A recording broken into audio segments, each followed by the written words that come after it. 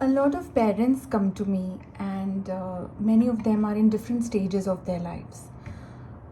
Some have kids who are just infants, and some come to me right at the time when their children are about to fly off the nest. Um, since parenting is not taught from day minus 100, we learn as we go. And I think that is the root of dissonance. We often think that everything needs to be perfectly done from day one itself. But parents come to me at different stages of their own life. So, what do we do? Where is the ground zero of parenting? Where do we really start from?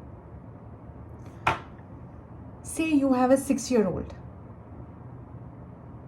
and the problem is that the child is not eating well and has a tendency to be engrossed in video games and basically acts out every time you remind them to get on the tasks.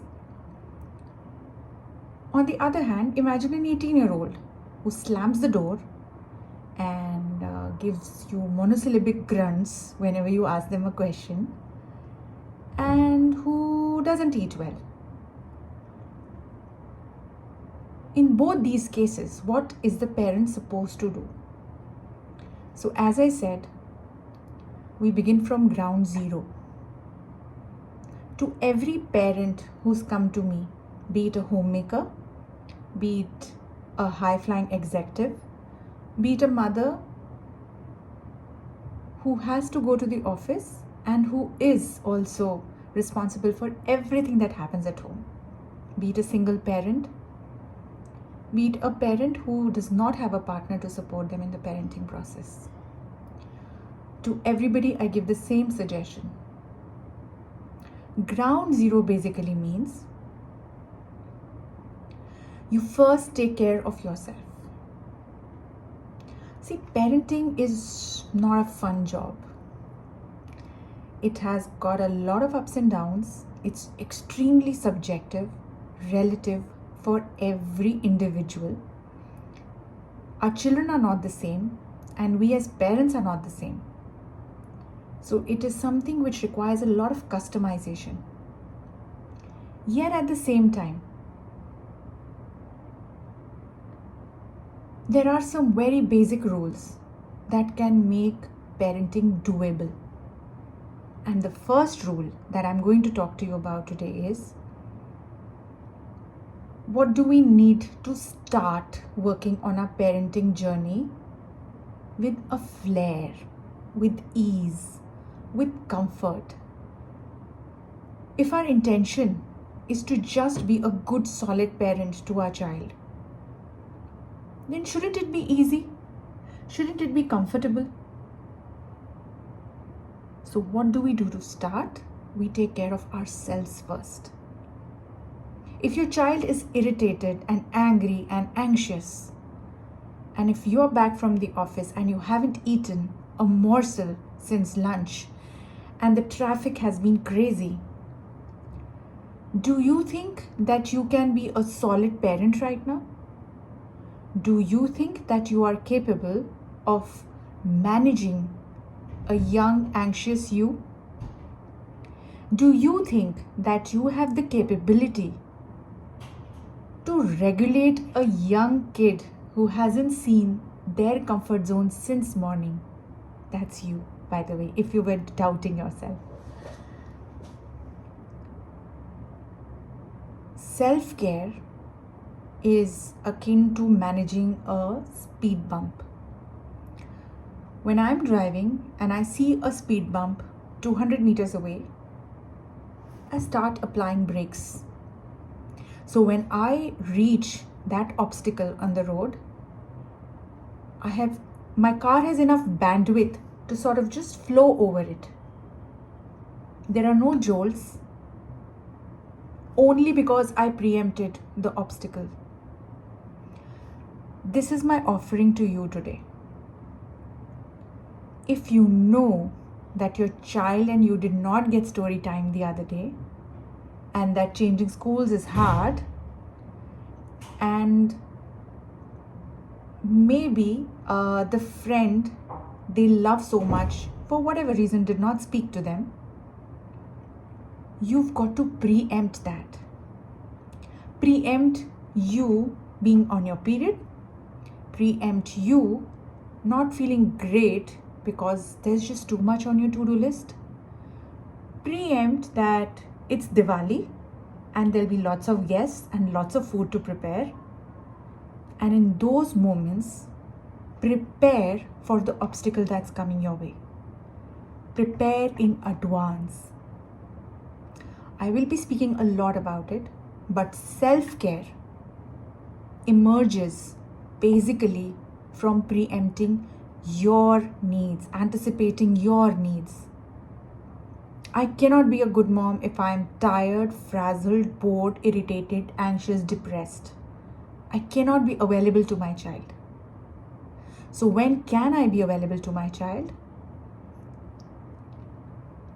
When I am taken care of. Listen to the inner child within you. Ask yourself, my house is dirty. My child's not done the homework. I'm hungry. I want to sleep, but the boss has given me work. The husband is mad because the shirt isn't laundered. And ask yourself, what do I need? It takes immense courage to look at yourself in the eye and say, मुझे क्या चाहिए? What do I need from this? Once you satisfy the inner child, once you take care to nourish the tiny you, you will be in a better position to manage the madness around you. I'm not asking you to take champagne baths, but sometimes even washing your face is a self-care ritual in itself. So go ahead, take a sheet of paper and write all the days of the week. Block a time for yourself, be it a weekend or a weekday, and tape it at a place where everybody can see it. Call it your me time and orient your family. Thursday 4 to 5, I won't be available. Anything you need, let me know well in advance. A client of mine had nowhere to go.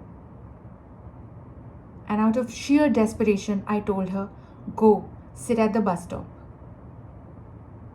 She did that with her favorite music system with her. Her earphones, her phone, and she stood there waiting for her child's bus to come, and that was her me time. Years later, she says, thank you for that tip. The moment you start taking care of yourself, you will just be in a much more better position to take care of others around you. And when these self-care rituals happen regularly over a period of time, what it does to you is this.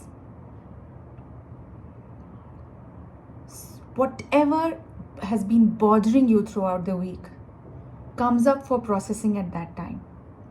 It's like all your feelings are waiting, patiently waiting for you to just finally sit and acknowledge them. Take care of yourself in those few moments in a busy, chaotic week and see the difference. The minute you get a breather, you become armed to ensure that everyone around you has a better quality of life that they can enjoy. Self-care is not hard. It just needs more discipline. Thank you for listening.